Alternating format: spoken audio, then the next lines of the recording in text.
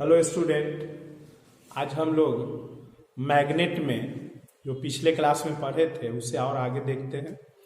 क्या पढ़े थे? तो पढ़े थे कि बार मैग्नेट के कारण फील्ड क्या होगा, मैग्नेटिक फील्ड क्या होगा। बार मैग्नेट के कारण मैग्नेटिक फील्ड क्या होगा, जो वेरी वेरी इंपॉर्टेंट। उसमें हम लोग फील्ड में एक देखे थे कि इंड साइड ऑन पोजीशन मतलब एलॉन्ग क्या होगा, ये हम लोग देखे थे। अब हम लोग पढ़ने जा रहे हैं ब्रॉड साइड ऑन पोजीशन में क्या होगा, तब फिर एनी पॉइंट पर। तभी हम लोग क्या पढ़ने जा रहे हैं, ब्रॉड साइड ऑन पोजीशन में फील्ड क्या होगा बार मैग्नेट के कारण, मतलब परपेंडिकुलर बाइसेक्टर पर क्या होगा फील्ड बार मैग्नेट के कारण। आइए देखते हैं second point, magnetic field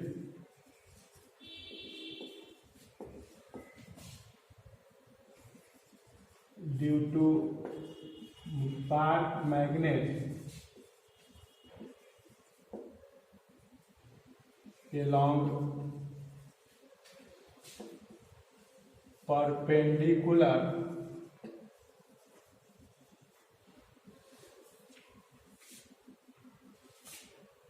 bisector, उसी को बोलते हैं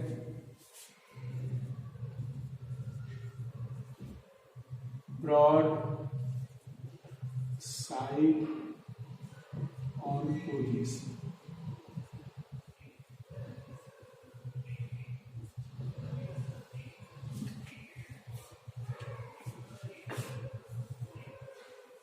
broad side on position, the magnetic field due to bar magnet along perpendicular bisector क्या होगा। आइए पहले फिगर बनाते हैं।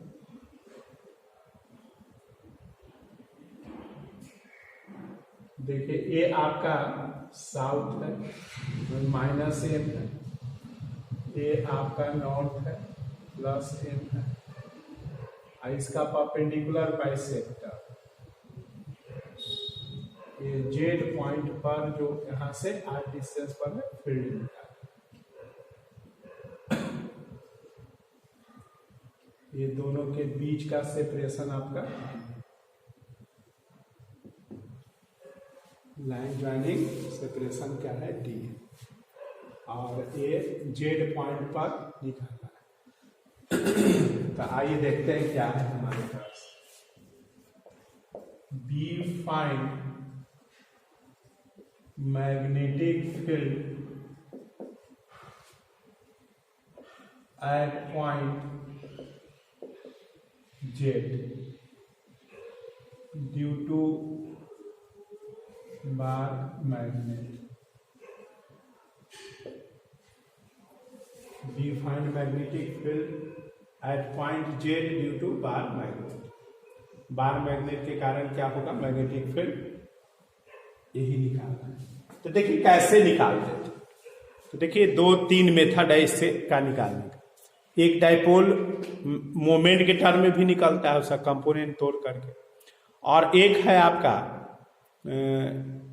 जो पीछे से हम लोग पढ़ते आ रहे हैं, जैसे फर्स्ट वाला जो इंड साइड ऑन पोजीशन वाला है उसको बनाए थे कैसे, मैग्नीट्यूड से, कि दोनों चार्ज के कारण यहां पर मैग्नीट्यूड निकालिए और उसके बाद से फिर उसका जो रिजल्टेंट है उसको आप फाइंड आउट कीजिए। इस तरह से हम लोग क्या किए थे, निकाले थे। उसमें क्या प्रॉब्लम होगा कि अगर हम दोनों के कारण निकालते हैं और इसके कारण भी और इसके कारण भी, दोनों कारण निकालते हैं तो दोनों के बीच का एंगल चाहिए, चूंकि दो वेक्टर के बीच का रिजल्टेंट अगर निकालना है तो दोनों के बीच का एंगल चाहिए।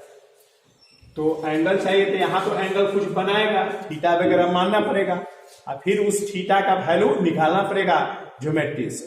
तो थोड़ा ये आपका वर्क एक्स्ट्रा करना पड़ेगा, एक ये भी प्रोसेस है। और एक है वेक्टर फॉर्म। तो वेक्टर फॉर्म में आपको एंगल निकालने का जरूरत नहीं है, डायरेक्ट ही हो जाएगा। तो आइए देखते हैं वेक्टर फॉर्म में जो बिना एंगल का ही निकल जाएगा। तो देखिए वेक्टर फॉर्म में हम लोग पढ़े हैं, देखिए फील्ड का वैल्यू क्या होता है वेक्टर फॉर्म में, तो B is equal to mu naught by 4 pi, और चार्ज हो जाएगा M, यहां होता है आर क्यूब आर वेक्टर, ऐसे करके होता है। आर का जो डायरेक्शन होगा वही बी का होगा, या बी का आर का दोनों का सेम होगा, क्योंकि ये आपका इक्वल लिखा हुआ है। तो ये हमारे पास वैल्यू होता है, बी वेक्टर का ए वैल्यू होता है। तो आइए वेक्टर ए के फॉर्म में बनाते हैं ताकि आसानी से एंगल निकालने का जरूरत नहीं पड़ेगा। तो चलिए एक एक चार्ज के कारण निकालते हैं। तो magnetic field due to plus M magnetic charge, plus M magnetic charge, B N magnetic field due to plus M magnetic charge, अभी लिख लीजिए था, at point Z B N. अब चलिए बी एन वेक्टर बराबर क्या लिखे, तो म्यू नॉट फॉर्मूला पर बैठाइए बाई 4 पाई, और एम के जगह पर तो एम ही लिखा जाएगा। आर होता है line joining distance between charge and point, तो यहां से यहां तक का लाइन ज्वाइनिंग डिस्टेंस को मिलाइए, तो ये आपका डिस्टेंस हो जाएगा ई डी बाई 2 हो गया, ई आर हो गया, तो R square plus D square by 4, ये हो जाएगा ये distance, line joining distance.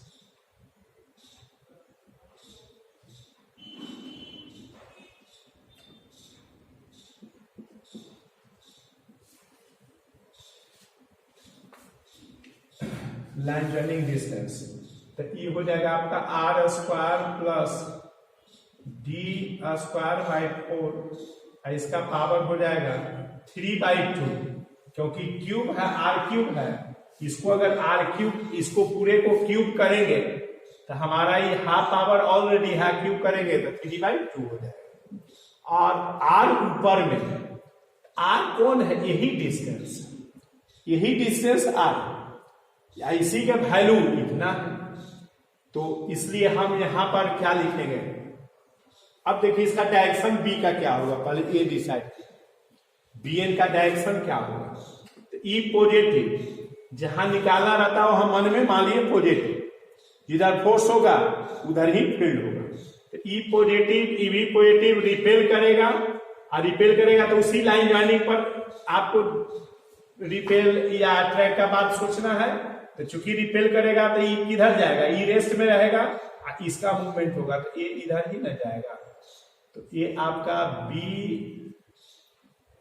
N का डायरेक्शन ऐसे हो गया, मतलब बी एन का डायरेक्शन ऐसे है, तो यही आर का भी डायरेक्शन हो जाएगा, मतलब एन जेड हो जाएगा। एन जेड का ही ना वैल्यू इतना है, एन जेड का वैल्यू इतना है, यही एन जेड का वैल्यू है, तो यहां हम एन जेड लिख देते हैं, एन जेड, चूंकि वेक्टर फॉर्म में लिखना है, एन से जेड की ओर।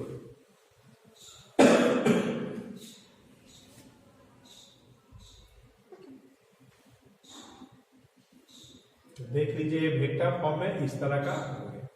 अब चलिए उसके कारण magnetic field due to minus M magnetic charge at point Z B S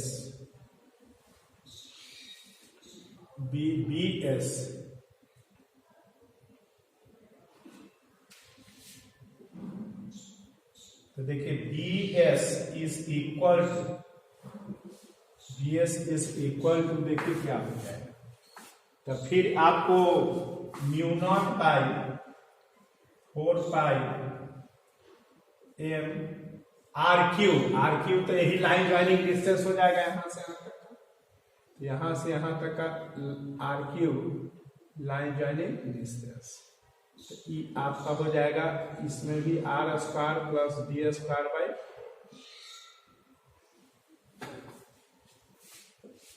E हो जाएगा r square plus D square by 4, इसका पावर हो जाएगा 3/2। इसमें इसका डायरेक्शन क्या होगा, इसका डायरेक्शन किधर हो जाएगा, तो चलिए आइए डायरेक्शन देखते हैं। तो देखिए ई निगेटिव ई पॉजिटिव अट्रैक्ट करेगा, ई निगेटिव ई पॉजिटिव अट्रैक्ट करेगा, तो इसलिए इसका डायरेक्शन इधर हो जाएगा, तो इसलिए इसका डायरेक्शन इधर हो गया। मतलब एक जेड एस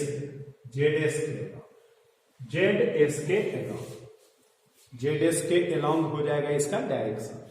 अब जब जेड एस के अलोंग इसका डायरेक्शन हो जाएगा, तो जेड एस के अलोंग इसका डायरेक्शन हो जाएगा, तो इस तरह से हम जेड एक्स का बात रखे लिखे हैं डायरेक्शन के कारण। तो जेड एस, ऐसी जेड एस का वैल्यू है कितना, मैग्नीट्यूड में इधर इधर थोड़ी ही होता है, तो डिस्टेंस जो होता है वो, और डायरेक्शन लिखना है तो जेड एस नहीं तो एस जेड ए ना होगा। चलिए दोनों का हम लिखें। अब बताइए दोनों वेक्टर का डायरेक्शन क्या है, सेम है। ये आपका बी एस का डायरेक्शन हो गया, तो देखिए ये दोनों का डायरेक्शन सेम है, तो इसका रिजल्टेंट क्या होगा, vector addition, simple vector addition हो जाएगा।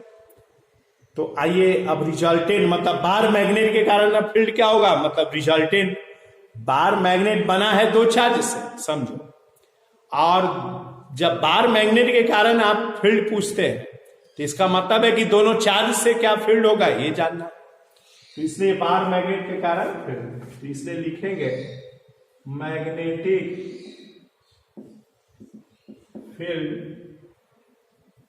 Due to bar magnet,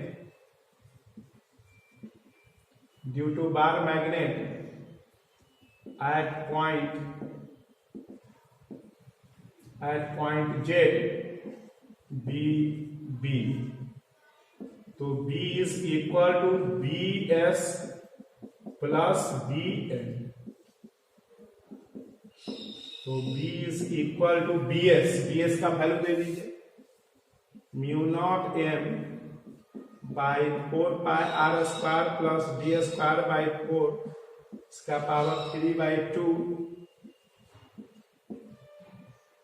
ZS plus BN का वैल्यू है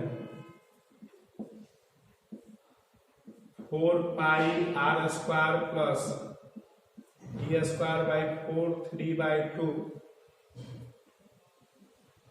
NZ।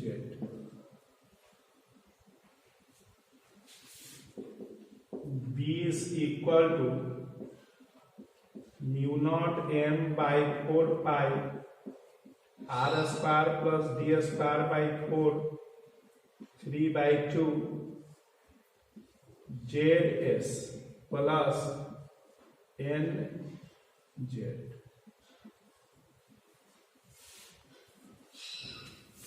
देखिए इसमें ये सब कॉमन था और ये आपका लिखा गया, क्यों ऐड किए, क्योंकि दोनों का डायरेक्शन सेम है। देखिए ये ऐसे सेम डायरेक्शन, तो इसलिए डायरेक्शन सेम है, तो हम इसको ऐड करके ऐसे लिख दिए। अब इसमें एंगल वगैरह का कोई प्रॉब्लम नहीं है। अब देखिए ट्रायंगल और वेक्टर एडिशन से देखिए क्या लिखिएगा, by triangle law of addition, by triangle of vector addition,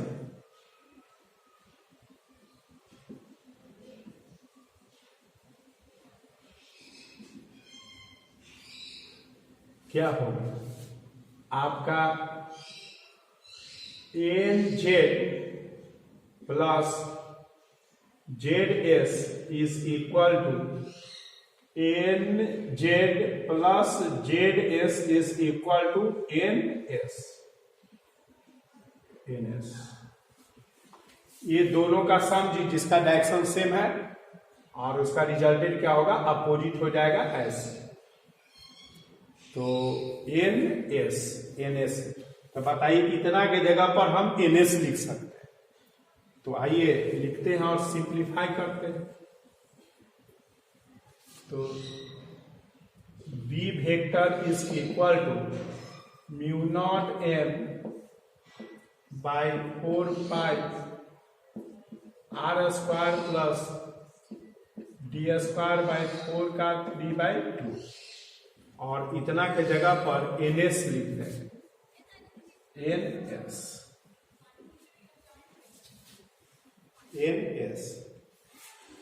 अब देखिए इसको आप एन एस तो बता रहा है कि एन से एस डायरेक्ट है। अब इस एन एस का मैग्नीट्यूड क्या होगा, एन एस का मैग्नीट्यूड क्या होगा, तो आप इसका मैग्नीट्यूड डी होगा, इसका मैग्नीट्यूड क्या होगा, डी होगा।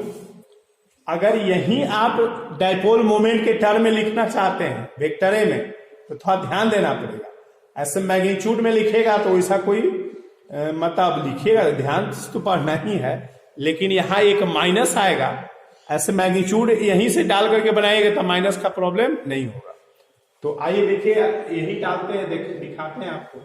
ई बताइए, ई आपका डाइपोल मोमेंट है, मतलब डाइपोल मोमेंट मतलब मैग्नेटिक डाइपोल मोमेंट, मैग्नेट पढ़ रहे हैं तो वही डाइपोल मोमेंट होगा। तो ये मैग्नेटिक डाइपोल मोमेंट है, चार्ज का मैग्नीट्यूड और उसका मतलब लाइन ज्वाइनिंग डिस्टेंस। तो ये देखिए डी। तो आइए लिखते हैं इसको, mu naught 4 pi are square D by 4 3/2 M N S, capital M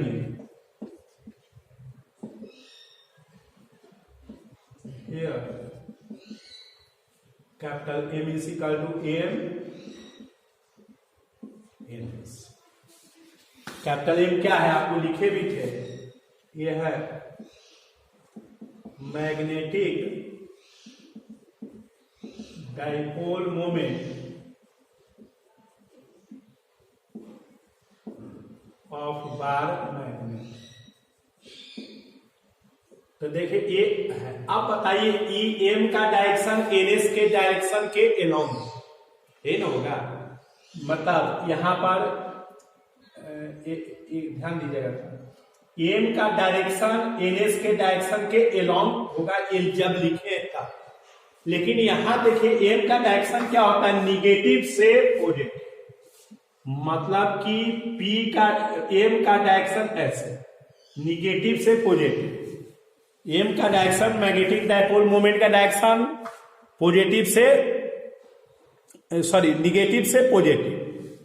M magnetic dipole moment का डायरेक्शन निगेटिव से पॉजिटिव की ओर होता है। तो बताइए यहां जो आप लिखे हैं इसको ऐसे लिख देने से आपका डायरेक्शन एम और एन एस का सेम हो जा रहा है, जबकि एम और एन एस का डायरेक्शन सेम नहीं है, इसलिए यहां आपको माइनस लगाना होगा। यही माइनस लिख देते हैं, तो इसलिए यहां एक्सप्रेशन में ऐसे माइनस आते हैं। आया बात समझ में, क्योंकि हम मैग्नेटिक डाइपोल मोमेंट के टर्म में लिख रहे हैं और मैग्नेटिक डाइपोल मोमेंट का डायरेक्शन और एनएस का डायरेक्शन सेम नहीं है, अपोजिट है, तो इसलिए हम एक माइनस साइन देकर के वहां इंडिकेट करेंगे। तो ये यहां पर ये आपका यहां एक माइनस लगा दी, यही देखिए इसका मैग्नीट्यूड है, सॉरी मतलब इसका वैल्यू आ गया बी फील्ड का। अब इसका मैग्नीट्यूड क्या होगा और डायरेक्शन क्या होगा, आइए अब हम आइए देखते हैं अब आगे का मैग्नीट्यूड क्या होगा और डायरेक्शन। ये हम लोग क्या निकालिए, वेक्टर फॉर्म में बार मैग्नेट के कारण ब्रॉड साइड ऑन पोजीशन पर मैग्नेटिक फील्ड। अब इसका आपको निकालना है मैग्नीट्यूड। देखिए magnitude of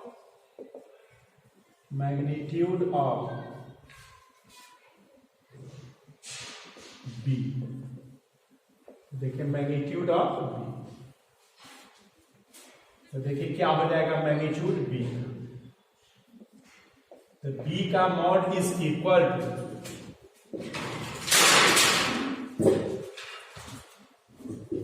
magnitude of B, B का मैग्नीट्यूड हो जाएगा minus mu naught M by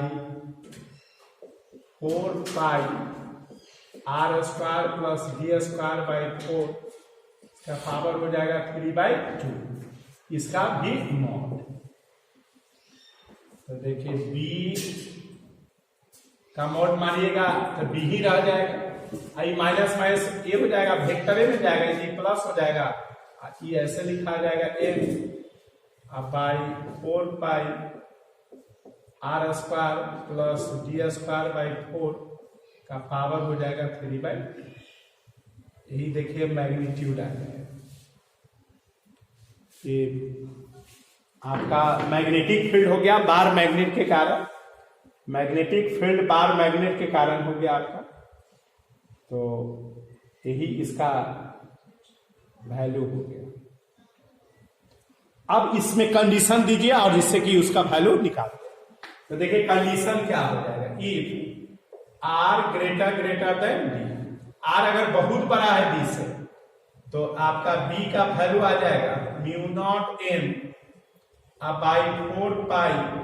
E R बहुत बड़ा होगा तो उसका आर स्क्वायर बहुत बड़ा हो जाएगा, ई छोटा का स्क्वायर और छोटा, तो ई आपका कैंसिल, इसको हटा दीजिए। बहुत बड़ा में बहुत छोटा ऐड कीजिएगा कोई फर्क नहीं पड़ेगा, या सब्ट्रैक्ट कीजिएगा कोई फर्क नहीं पड़ेगा, मल्टीप्लाई कीजिएगा डिवाइड कीजिएगा तो बहुत फर्क पड़ेगा। तो इसलिए ऐड सब्ट्रैक्ट का बात रहे वहां आप हटा सकते हैं।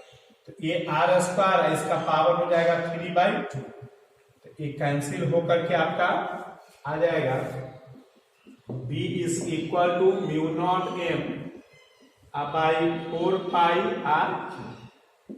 यही देखिए आपका यही ज्यादा यूज होता है, मैग्नीट्यूड हो गया मैग्नेटिक फील्ड का due to bar magnet along perpendicular bisector broad side on position. अब आइए इसमें हम लोग डायरेक्शन देखते हैं। तो डायरेक्शन ऑफ आपका बी मैग्नेटिक फील्ड का डायरेक्शन। अब बताइए क्या होगा डायरेक्शन मैग्नेटिक फील्ड का। तो देखिए ये जो एम है, एन वेक्टर फॉर्म है, तो एम के डायरेक्शन से अपोजिट क्या है कि नहीं, माइनस है। जब दो वेक्टर माइनस से इक्वल हो तो एक दूसरे का डायरेक्शन क्या होता है, अपोजिट होता है। तो इसलिए बी फील्ड का डायरेक्शन ऐसे भी हम यहां पर दिखाए थे कि बी फील्ड का डायरेक्शन ऐसे, तो बी फील्ड का डायरेक्शन मैग्नेटिक डायपोल मोमेंट से अपोजिट है। इन साइड में क्या था, उसी के एलोंग था, इसमें अपोजिट। तो इसलिए डायरेक्शन इसमें हो जाएगा डायरेक्शन ऑफ बी, तो लिखेंगे डायरेक्शन ऑफ बी मतलब magnetic field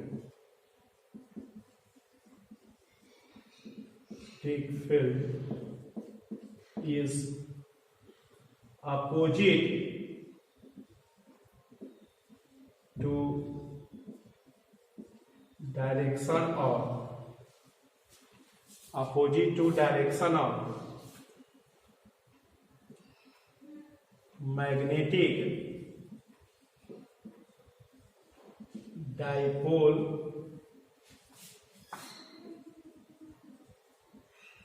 moment. Direction of B is opposite to direction of magnetic dipole moment. Magnetic dipole moment के क्या है, अपोजिट। ये आपका डायरेक्शन हो गया था, ये इसलिए खत्म हो गया ब्रॉड साइड ऑन पोजीशन। अब हम लोग तीसरा में देखने जा रहे हैं जो एनी पॉइंट पर है, कहीं भी हम उसका निकाल सकते हैं, जो जनरलाइज होगा उसी में थीटा का वैल्यू 0 और 90 दीजिएगा तो इन साइड और आपका क्या आ जाएगा, ब्रॉड साइड आ जाएगा। आइए देखते हैं एनी पॉइंट पर, जो वेरी वेरी इंपॉर्टेंट। आइए अब देखते हैं थर्ड में, ये इसका लास्ट है फील्ड का। तीसरा में है अब कहीं कहां पे है magnetic field due to bar magnet at any point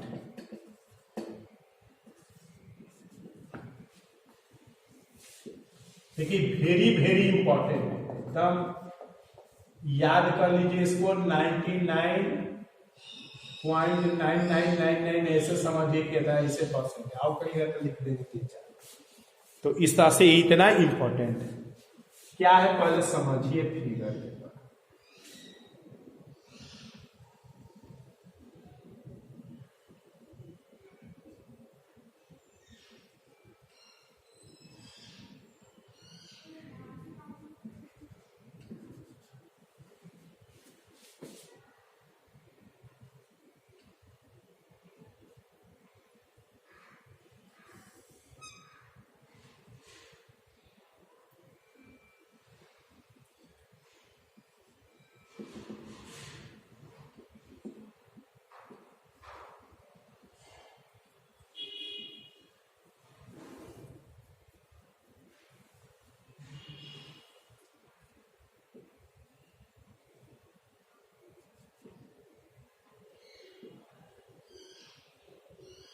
सीधा खींचना है इसको।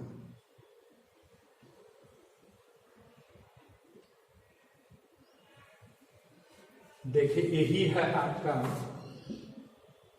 Any point.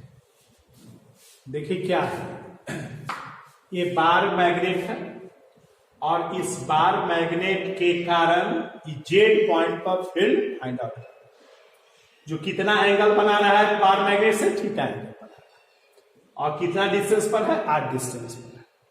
तो इसी का वैल्यू हम लोग को निकालना है।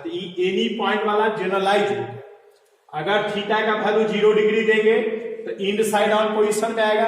अगर थीटा का वैल्यू 90 डिग्री देंगे तो ब्रॉड साइड ऑन पोजीशन पे आएगा। तो इसी ये दोनों मतलब ये जनरलाइज है। थीटा का वैल्यू आप जो देते जाइए 1 डिग्री 2 डिग्री जहां भी निकालना है वहां पर निकल जाएगा वैल्यू। तो इसलिए अब हम लोग यही पढ़ने जा रहे हैं लास्ट में जनरलाइज। ऐसे इंडिविजुअल बता दिए क्योंकि ऐसे बुक में जनरलाइज ही देके के काम खत्म करता है। तो हम लोग जनरल ये कभी कभी 2 मार्क्स में इंडिविजुअल भी पूछ देता है, तो इसके द्वारा थीटा पुट करके लोग निकालता है, तो वो गलत है। इसलिए गलत मतलब है कि डायरेक्ट उसको नहीं आता, ये तो कमी रहेगा ही, तो पूरा मार्क्स नहीं देगा। तो इस व्यू से हम क्या किए हैं कि आपको दोनों इंडिविजुअल भी बता दिए हैं और उसके बाद से आपका ये एनी पॉइंट पर भी हम लोग सीख लेते हैं, जो जनरलाइज है, जो लॉन्ग में पूछने का कोशिश करेगा। यहां नहीं तो इलेक्ट्रिक डाइपोल में, दोनों जगह में से एक जगह आने का एकदम संभावना रहता है, दोनों में एक पूछ देता है। तो आइए जेड पर आप कैसे निकालते हैं। तो देखिए इसका निकालने का तरीका क्या है। अब आप सोचिए कि जैसे पीछे निकालते आ रहे हैं, या तो एक वेक्टर फॉर्म में, नहीं तो उसका मैग्नीट्यूड के फॉर्म, तो उसमें निकालना पड़ता है। तो देखिए आप कोई भी फॉर्म में निकालेगा एक डिस्टेंस है, देख लीजिए ये डिस्टेंस आपका नहीं निकलेगा क्योंकि राइट एंगल ट्रायंगल नहीं है, तो इसलिए इसमें प्रॉब्लम है। जब ये डिस्टेंस ही नहीं निकलेगा तो प्रॉब्लम है। तो इसलिए हम लोग क्या करेंगे कि हम लोग एक पढ़े थे कि पोटेंशियल को डिफरेंशिएट करने पर, पार्शियल डिफरेंशिएशन करने पर फील्ड मिलता है और उसी से बनाएंगे। चूंकि एनी पॉइंट पर का पोटेंशियल हम जानते हैं क्या होता है। एनी पॉइंट पर पोटेंशियल हमारे पास होता है, जैसे देखिए V इज इक्वल टू निकाले the value mu naught by 4 pi r square और आपका m cos थीटा। ये देखिए वैल्यू था हमारे पास mu naught M cos theta by 4 pi r square. ये हमारा वैल्यू आया था जो हम एनी पॉइंट के लिए ये निकाले थे। कॉस थीटा का वैल्यू दिए थे और फिर आपका कॉस थीटा का वैल्यू 0 दिए थे, तो ब्रॉड साइड पर क्या हो गया था, हमारा वैल्यू 0 हो गया था। तो इस तरह से ये वैल्यू जनरलाइज हो गया। तो इस पर आप इसको डिफरेंशिएट करके आप सोल्व कर सकते हैं, एक ये मेथड है। तो आइए इसी मेथड से हम लोग बनाते हैं। बोले बात आया समझ में। हम लोग जो मैग्नीट्यूड का पीछे बनाते आ रहे हैं उसमें प्रॉब्लम है, क्योंकि ये सब लाइन ज्वाइनिंग डिस्टेंस नहीं फाइंड आउट होगा, क्योंकि राइट एंगल ट्रायंगल नहीं है, उसके लिए लेंथी मेथड का यूज करना। तो उससे अच्छा है कि हम पोटेंशियल को डिफरेंशिएट करके पार्शियल डिफरेंशिएशन करके फील्ड निकालते हैं। तो क्यों नहीं हम उस मेथड को अप्लाई करते हैं। तो आइए उसी मेथड को हम अप्लाई करते हैं। तो देखिए इसमें अभी थोड़ा सीख लेना है डायरेक्शन वगैरह कैसे, आप पहले समझिए। ये पोटेंशियल तो लिख दिए एनी पॉइंट का, एनी पॉइंट का आप चूंकि पोटेंशियल जानते हैं, इसको डिफरेंशिएट कर देंगे तो एनी पॉइंट का फील्ड मिल जाएगा। तो आइए अब इसको हम डिफरेंशिएट करते हैं, तो देखते हैं क्या। जैसे रफली पहले वर्क कर रहे हैं, तो B इज इक्वल टू पढ़े थे minus dV by del R, partial differentiation V का R के रिस्पेक्ट में। ऐसे हम करने के लिए गए, तो देखिए एक क्या हुआ, यहां पर इसका वैल्यू दिए cos theta by 4 pi R del, ऐसे हो जाएगा। अब इसको डिफरेंशिएट करके फील्ड निकाल लीजिए, देखिए कितना आसान। हम लोग पढ़ चुके हैं कि भाई किसी मतलब पोटेंशियल के किसी वैल्यू को आप पार्शियली डिफरेंशिएट कर दीजिए तो उसका वो फील्ड मिल जाएगा। यहां भी हम चूंकि एनी पॉइंट का पोटेंशियल निकाल चुके थे, पोटेंशियल को डिफरेंशिएट कर देते हैं तो मेरा फील्ड निकल जाएगा। तो देखिए अब वैल्यू क्या है।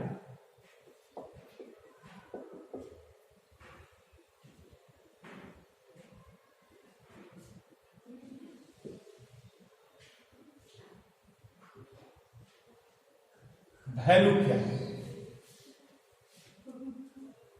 और ये तो हाथ बढ़ ही नहीं जा रहा है, कैसे इसका आप वैल्यू निकालेंगे। आइए हम लोग डिफरेंशिएट कर रहे थे इसको, तो देखिए डिफरेंशिएट कर रहे हैं,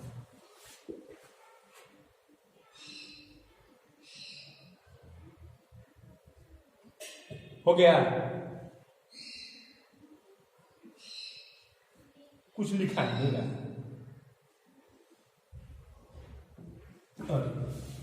छटका देता है। ध्यान दो क्या बोल रहा है, हम नहीं होंगे डिफरेंशिएट।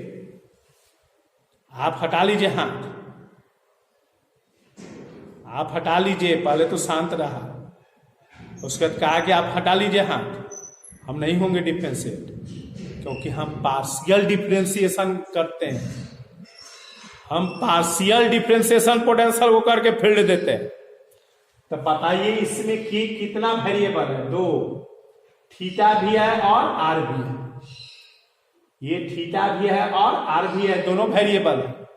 और at a time 2 variable partial differentiation में नहीं होता है, वो एक ही वेरिएबल रहता है, बाकी वेरिएबल रहते हुए भी कांस्टेंट मान लेता है। ये रूल है पार्शियल डिफरेंशिएशन का। तो इसलिए आपको पहले ये बताना होगा कि इसमें कौन वेरिएबल है, किसको हम कांस्टेंट माने। तो बताइए, ये अगर हम बोले कि थीटा को कांस्टेंट मान लो, आर वेरिएबल है, तो ये अच्छा बात नहीं है। अगर हम थीटा को वेरिएबल मान ले, आर को कांस्टेंट कर दे, भी अच्छा बात नहीं, क्योंकि मेरे पास तो दोनों वेरिएबल।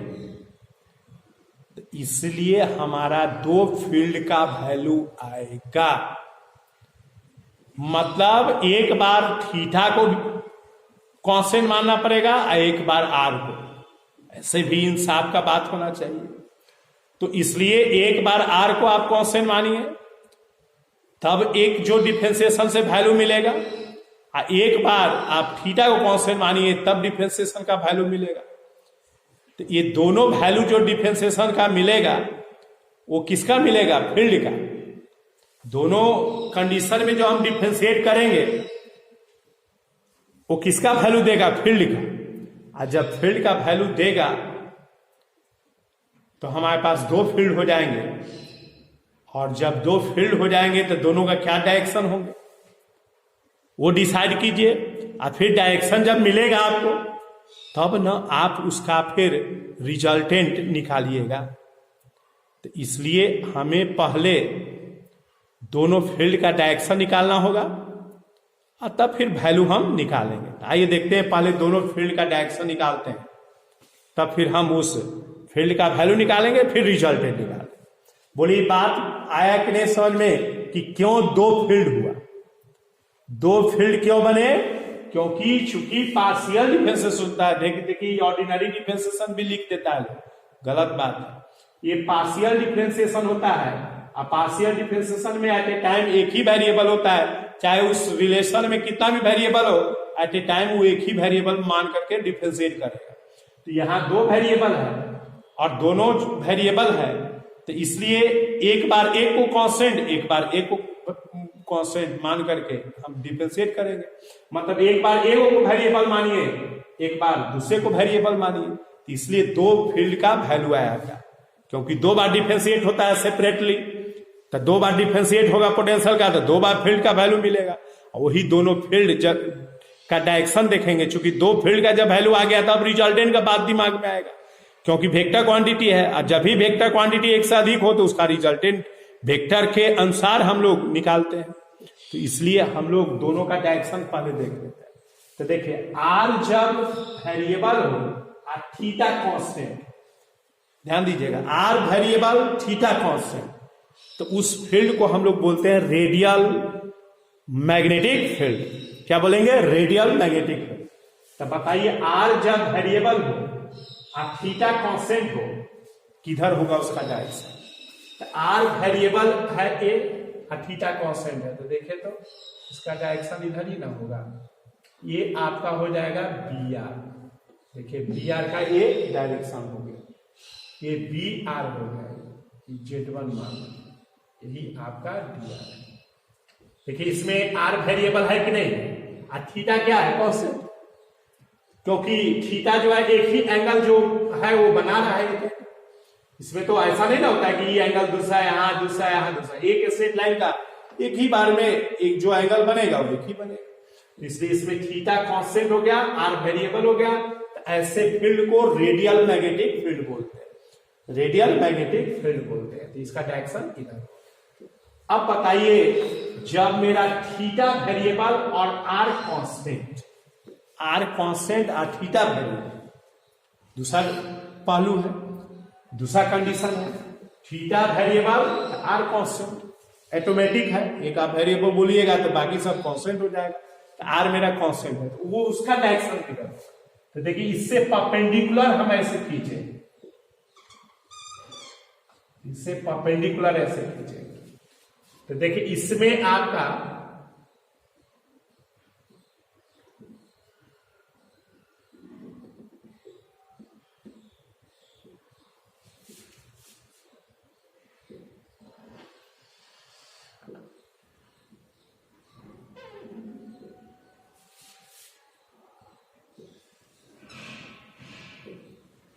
देखिए ये आर आपका नियरली इक्वल, मतलब इक्वली आओ आप नजदीक बना सकते हैं, फोटो मतलब समझ सकते हैं, लेकिन हमको चूंकि दिखाना है तो इसलिए आपको दिखा, इसलिए ये आपका ये इधर को डायरेक्शन हो जाएगा, इससे परपेंडिकुलर ड्रॉ करेंगे तब फिर ए आर ए डिस्टेंस क्या होगा? कांस्टेंट होगा। यहां से पूरी बात है समझ में। हम लोग क्या सर्च कर रहे हैं कि आर कांस्टेंट और थीटा वेरिएबल का क्या डायरेक्शन है, तो आप इससे परपेंडिकुलर ऐसे ड्रॉ कर दीजिए।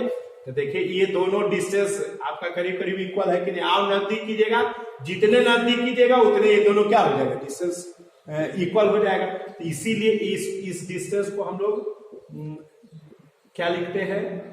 ई पॉइंट को हम Z2 बोलते हैं, Z2 बोलते हैं। और इस एंगल को जो वेरिएबल है, अब एंगल तो चेंज हो ही गया, तो हम ई डी थीटा एंगल लिखते हैं। क्यों लिखते हैं डी थीटा? क्योंकि जितना ये स्मॉल एंगल रहेगा, जितना स्मॉल एंगल रहेगा उतने ही ये दोनों डिस्टेंस इक्वल होगा, ये दोनों डिस्टेंस। अब मान लो कि यहां पर हम ऐसे कर दिए, तो है तो यहां से परपेंडिकुलर, लेकिन ये डिस्टेंस इक्वल नहीं हुआ, तो इसलिए परपेंडिकुलर यहां से ड्रॉ तो करेंगे और उसके साथ साथ ये जितना जेड के नजदीक, इसलिए स्मॉल एंगल के लिए ही ऐसा होगा। तो यही देखिए डायरेक्शन होगा। तो इस फील्ड को हम लोग बोलते हैं बी थीटा, मतलब इसको ट्रांसवर्स मैग्नेटिक फील्ड बोलेंगे। इसको क्या बोलेंगे? Transverse magnetic field. इसको बोलेंगे ट्रांसवर्स मैग्नेटिक फील्ड। बोलिए बात आया कि नहीं समझ? मतलब कि जब थीटा वेरिएबल हो, आर कांस्टेंट हो, तो उसका भाई डायरेक्शन किधर होगा? तो इससे परपेंडिकुलर, और ये स्मॉल एंगल के लिए होगा। अब बताओ दोनों का डायरेक्शन जब पता चल गया तो इसका रिजल्टेंट क्या होगा? ये बिटवीन से कुछ पास करेगा ऐसे। अब क्या होगा ये पता नहीं, तो ये एंगल या इधर से एंगल मान लीजिए, ये अल्फा मान लेते हैं, अल्फा ही उसका क्या बताएगा? डायरेक्शन बता देगा। ये आपका रिजल्टेंट फील्ड का मतलब बार मैग्नेट के कारण मैग्नेटिक फील्ड का डायरेक्शन बता देगा अल्फा। तो यही अल्फा हम लोग को निकालना है, तो डायरेक्शन निकल जाएगा, बी का मैग्नीट्यूड निकालना है। तो बताइए दोनों वेक्टर क्या है? एक दूसरे से परपेंडिकुलर। तो जब दोनों वेक्टर एक दूसरे से परपेंडिकुलर है, हम जानते हैं कि उसका रिजल्टेंट अंडर रूट ए स्क्वायर प्लस बी स्क्वायर होता है। तो आइए हम लोग को अब देखते हैं इसमें कैसे आगे की ओर निकलेगा इसका वैल्यू। तो बोलिए यहां तक आ गया समझ में? तो आइए देखते हैं इसमें कैसे आएगा।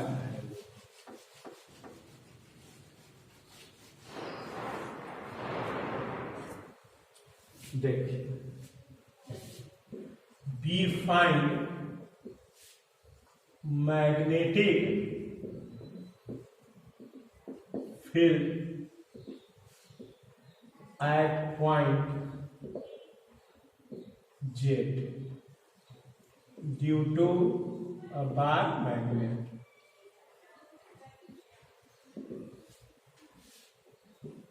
BR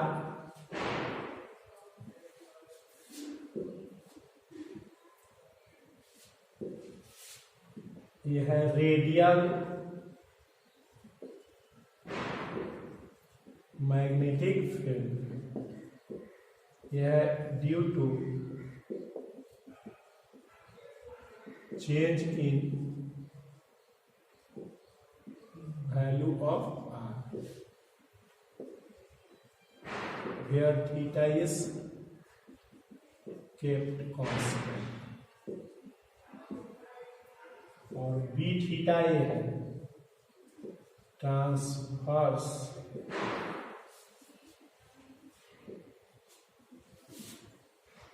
magnetic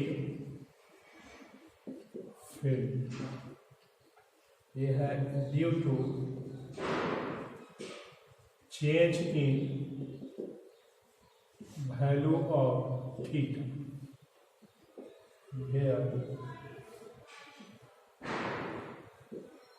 where r is kept constant।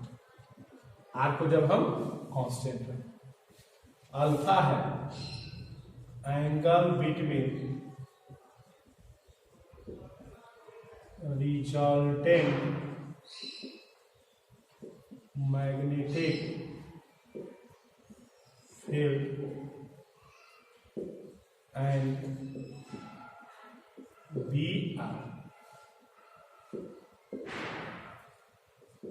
that is alpha gives the direction of the magnetic field।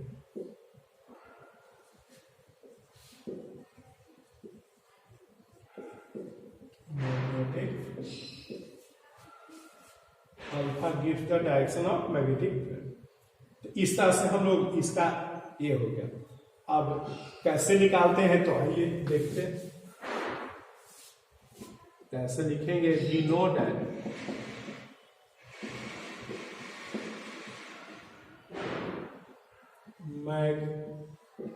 Magnetic potential at point Z due to bar magnet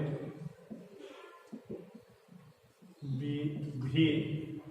तो V is equal to mu naught m cos theta by 4 pi r square. अब चलिए b r पहले निकाल रहे हैं, तो minus del v by del, तो B are is equal to हो जाएगा माइनस डेल, अब v का वैल्यू दे दीजिए, तो mu naught M cos theta by 4 pi are square अब बाई डेल। अब बताइए इसमें कौन कौन कांस्टेंट है, थीटा भी कांस्टेंट होगा, केवल आर वेरिएबल, तो जो भी कांस्टेंट है बाहर कीजिए और सोल्व कीजिए, तो B are is equal to हो जाएगा minus mu naught capital M by 4 pi cos theta बाहर हो जाएगा, तो del R minus 2 by del R, चूंकि ये ऊपर चला जाएगा तो आर का पावर कितना हो जाएगा -2 और डेल आर। अब आइए इसका डिफरेंशिएशन कीजिए, बाकी तो सब कांस्टेंट है, तो B are is equal to minus mu naught M cos theta by 4 pi, ये हो जाएगा -2 उतर जाएगा, एक कम जाएगा माइनस, तो देखिए B are is equal to minus minus plus 2 mu naught M cos theta divided by 4 pi are cube, नीचे में आर क्यूब। देखिए ये आपका बी आर का वैल्यू है, रेडियल मैग्नेटिक फील्ड। अब हमारे पास बी थीटा का वैल्यू निकालते हैं, ट्रांसवर्स मैग्नेटिक फील्ड का। तो देखिए बी थीटा को क्या लिखेंगे, तो डेल बी बाई, देखिए यहां डेल थीटा नहीं लिखेंगे ऐसे, क्योंकि ये भी निश्चित है कि पोटेंशियल को पोजीशन डिस्टेंस के ही रिस्पेक्ट में हम डिफरेंशिएट करते हैं तो फील्ड आता है, ये भी 100% गारंटी है।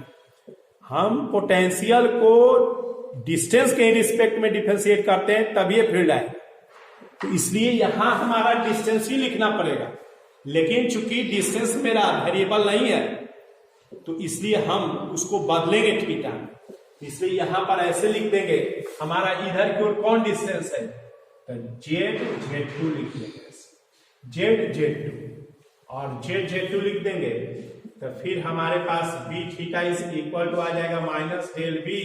और देखिए ये z2 आर्क का काम कर रहा है कि नहीं, हम लोग पढ़े थे ना, ऐसे था, ये एल था, ये थीटा था, आर था, तो theta is equal to L by R होता है।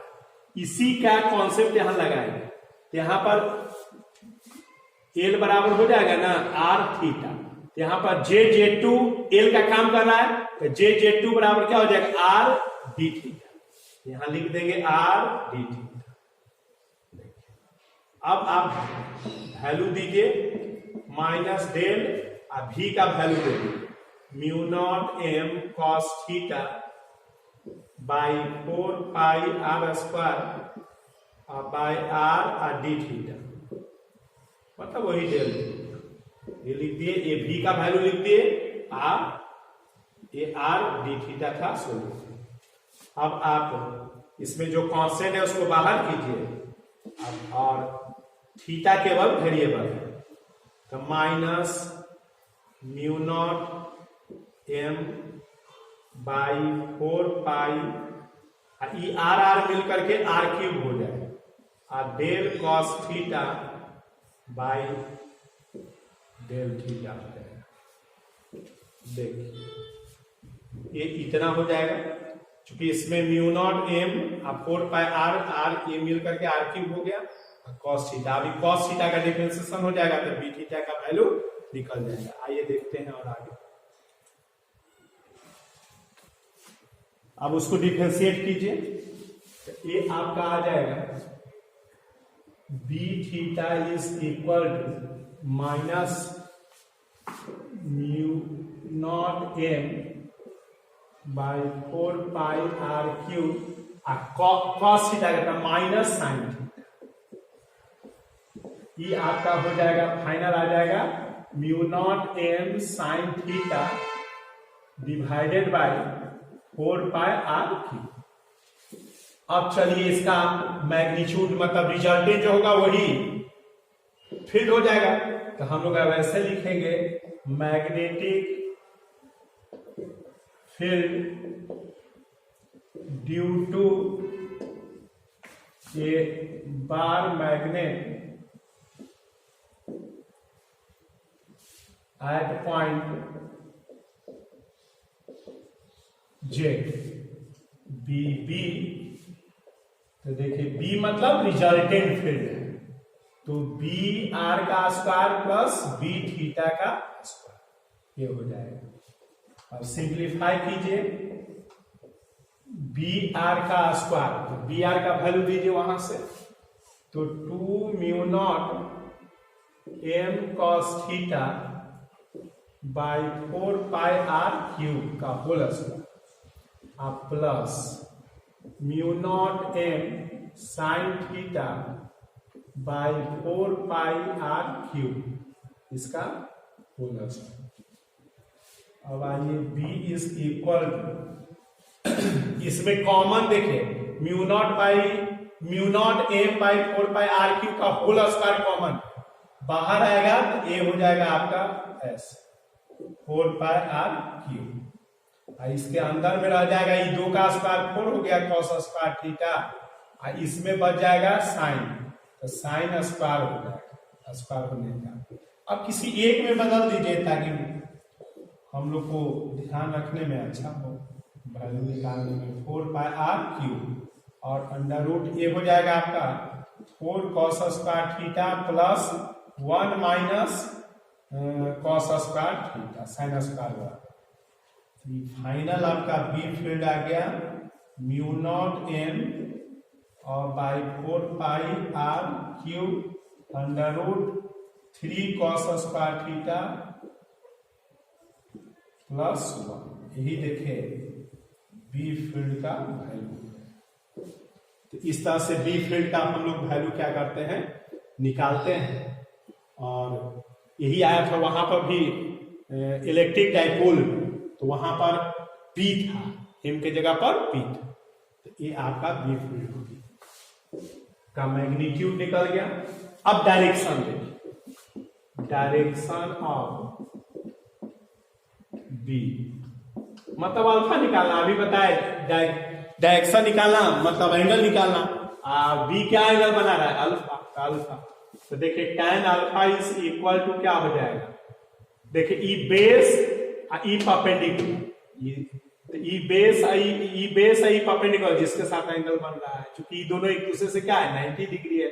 ऐसे है बी आर बी थीटा, ये आपका बी है, ये अल्फा, तो ये ऐसे परपेंडिकुलर ड्रॉ कर लेंगे, तो ये आपका एक तरह से बी थीटा हो गया, ये आपका बी आर,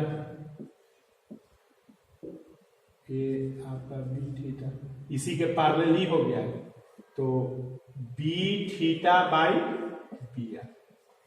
तो देखिए tan alpha is equal to B theta का वैल्यू दे दीजिए, आया है बी थीटा का वैल्यू यहाँ mu naught M sine theta by 4 pi are cube, और बी आर का वैल्यू देखिए 2 mu naught M cos theta by 4 pi are cube.